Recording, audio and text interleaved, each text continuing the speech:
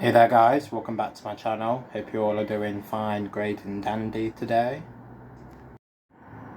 Today's video I wanted to talk about kind of what I usually talk about, the LGBT community and some of the things that they don't like to highlight. So this is something that I've personally noticed within media when starring an LGBT person, and also just in my normal life that I've noticed. Also what I've heard other people of the community talking about this specific topic, so I'm gonna kind of add to that voice. So that specific thing that I want to talk about is how the community has basically had ups and down responses when it comes to sexism within the community.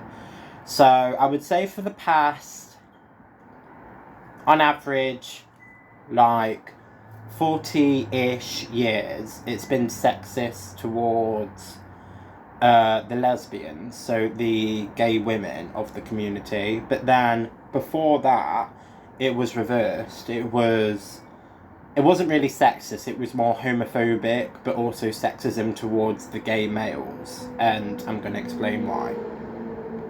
So just like always, when I bring these topics up, I'm not generalising every single one person within the community or everything that they preach and fight for.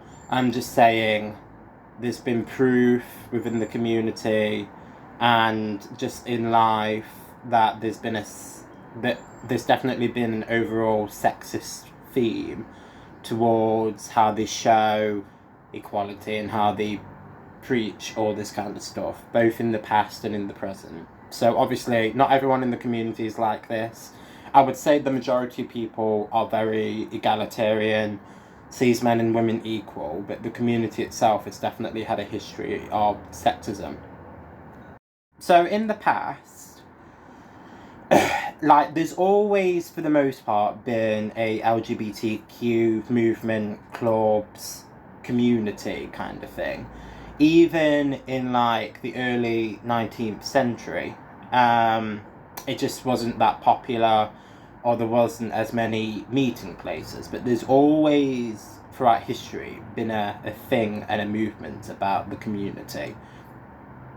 So obviously, I don't think it's a surprise to know that back in, like, the 1960s and downwards, the world was very much straight, white, male orientated.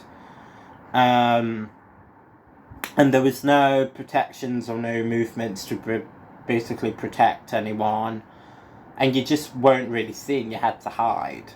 And that's what a lot of people in the LGBT community did. Or they hid, or they were in bearded marriages that were fake, because they had to. But you'll often find in old interviews of the 60s downwards, if they were to talk about that kind of thing, you realise with the guys that they didn't have an issue as much with the lesbians.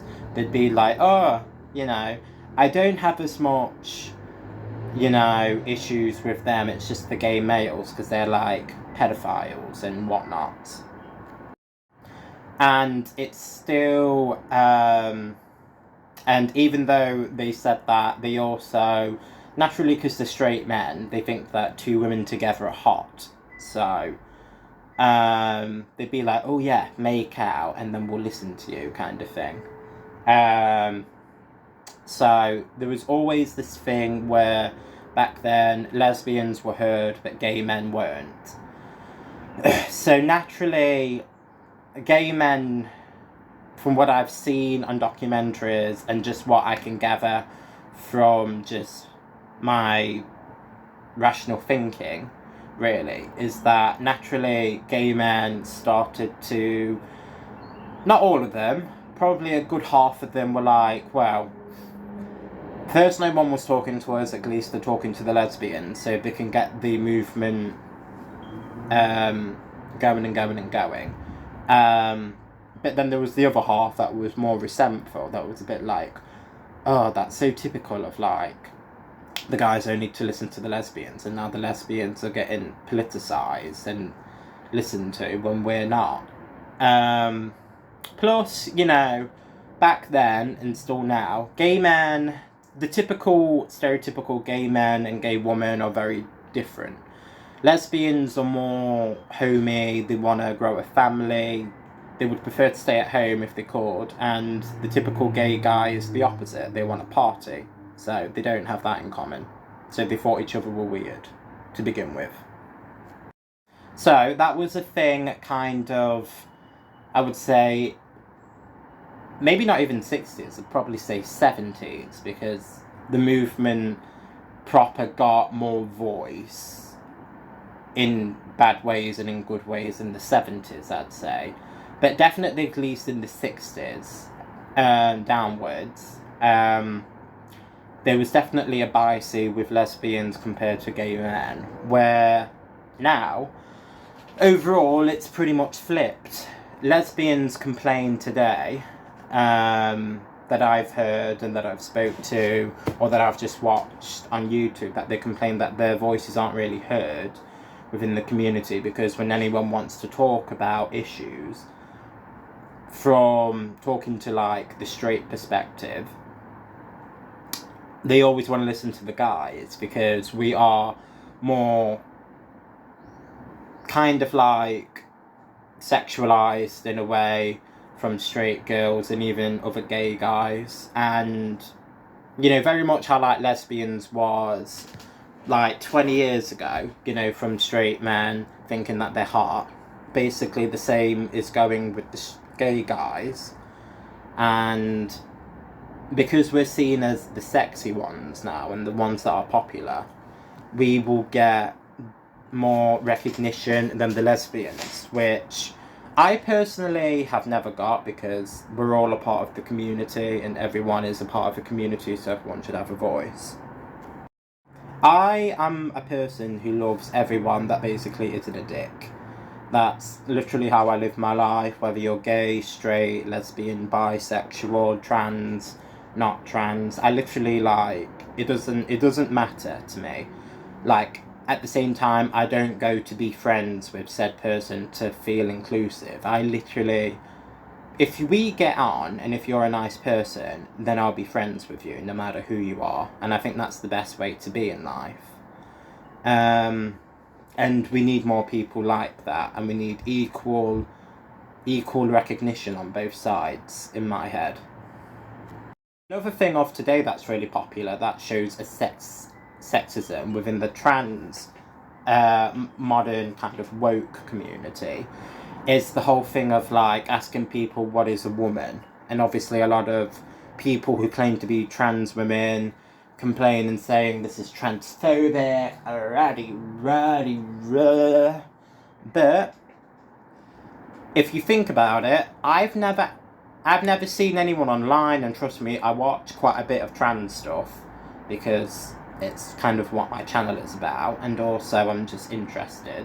I've never heard anyone who is popular and jumps on the modern bandwagon and say, what is a man? And it's because of the sexism within the community.